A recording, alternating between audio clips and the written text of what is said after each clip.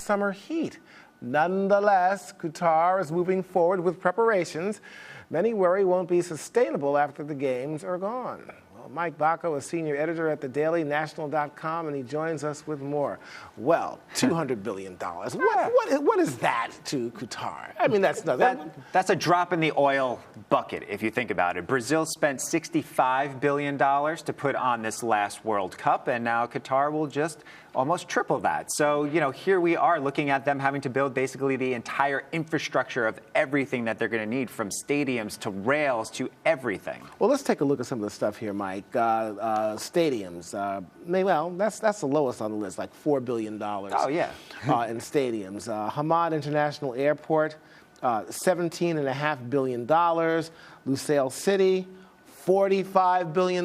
You can put dollar signs in all the buildings around Qatar, and we're talking about bingo. A whole heck of a lot of moolah. A lot of moolah, and who's really going to be going there? You look at the international audience, obviously, for this. This is the first time it's being held in a Saudi Arabian country. So you think about Brazil, you think about where it was held in previous years, and you had an international influx of people going there. The stadiums, 80,000, 100,000. They're building stadiums for 45, 50,000 people. So they're anticipating a much lower amount of tourism and travel, but they have to build all this infrastructure up even to hold up half of what a country like Brazil had for this last World Cup. Well, that's what I'm saying, Mr. Money Pants, Mike Bako.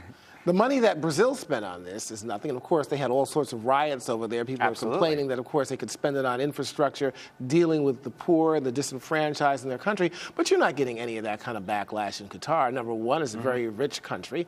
And we're talking about, out of all the money they're spending, and correct me if I'm wrong, Mike, it's like only 10% of their outgoing income? For a year. So this, I mean, you're looking at something, they're looking at this almost as if it's a marketing PR ploy. They thought about this when they put in their bid in 2010, and they're looking at this as a long-term strategy in terms of building up the name. But in a way, it's backfiring. You're looking at the amount of energy that FIFA officials are going to dispel bribery concerns. You're looking at us talking about how much they're putting into it. You're looking at an international audience that doesn't want their European game in Qatar. But, you know, Mike, I got to ask you a question. In all fairness to Qatar, you know, you talk about a lot of countries that have huge games, the Olympics, the World Cup, all those kinds of things. After most countries build these infrastructures, do they really get any major use? I mean, you look at Beijing and that stadium that they have. What are they having over there? What are they running over there? The bird's nest. It's now decaying. You look at the worst example out of this is you look at Athens in 2004 for the Olympics.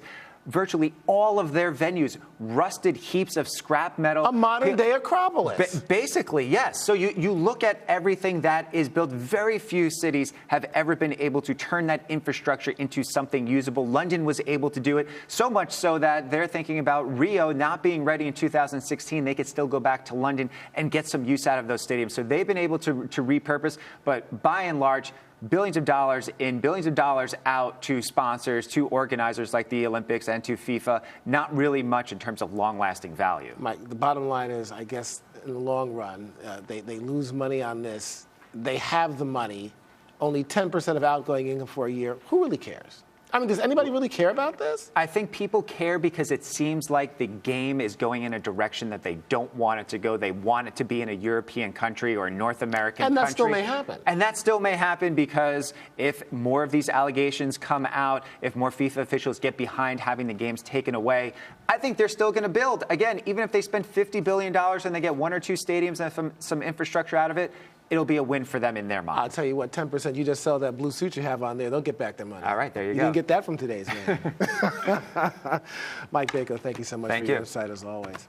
Well, tomorrow on Xchange, big payouts for Wall Street whistleblowers.